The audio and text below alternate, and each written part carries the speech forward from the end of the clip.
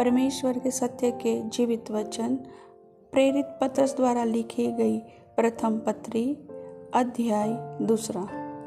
इसलिए सब प्रकार का बैर भाव और छल और कपट और डाह और बदनामी को दूर करके नए जन्मे हुए बच्चों की नाई निर्मल आत्मिक दूध की लालसा करो, ताकि उसके द्वारा उद्धार पाने के लिए बढ़ते जाओ।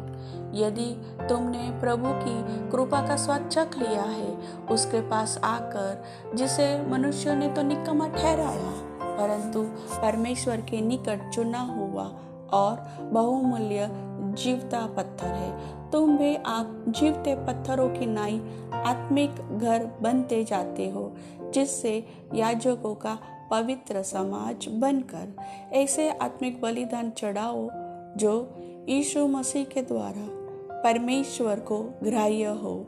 इस कारण पवित्र शास्त्र में भी आया है कि देखो, मैं सिय्योन में कोने के सिरे का चुना हुआ और बहुमूल्य पत्थर धरता हूँ, और जो कोई उस पर विश्वास करेगा वह किसी रीति से लज्जित नहीं होगा।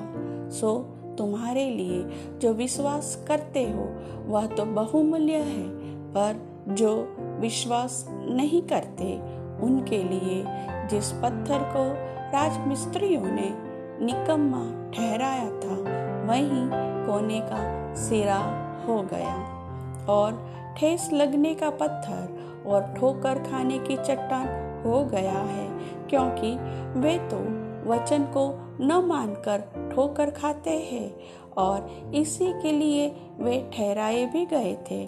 पर तुम एक चुना हुआ वंश और राज पदधारी याजकों का समाज और पवित्र लोग और परमेश्वर की निज प्रजा हो, इसलिए कि जिसने तुम्हें अंधकार में से अपनी अद्भुत ज्योति में बुलाया है, उसके गुण प्रकट करो। तुम पहले तो कुछ भी नहीं थे, पर अब परमेश्वर की प्रजा हो। तुम पर दया नहीं हुई थी, पर अब तुम पर दया हुई है। हे प्रियो, मैं तुमसे विनती करता हूँ कि तुम अपने आप को परदेशी और यात्री जानकर उस सांसारिक अभिलाषाओं से जो आत्मा से युद्ध करती है बचे रहो। अन्य जातियों में तुम्हारा चाल चलन भला हो, इसलिए कि जिन जिन बातों में वे तुम्हें कुकर्मी जानकर बदनाम करते हैं, वे तुम्हारे भले कामों को देखकर उन्हीं के कारण कृपा दृष्टि के दिन परमेश्वर की महिमा करे। प्रभु के लिए मनुष्य के ठहराए हुए हर एक प्रबंध के अधीन में रहो, राजा के, इसलिए कि वह सब पर प्रधान है, और हाकिमों के, क्योंकि वे कुकर्मियों को दंड देने और सुकर्मियों की प्रशंसा के लिए उसके भेजे हुए हैं। क्योंकि परमेश्वर की इच्छा यह है कि तुम भले काम करने से निर्बुद्धि लोगों की अज्ञानता की बातों को बंद कर दो और अपने आप को स्वतंत्र जानो, पर अपनी इस स्वतंत्रता को बुराई के लिए आड़ न बनाओ, परंतु अपने आप को परमेश्वर के दास समझकर चलो।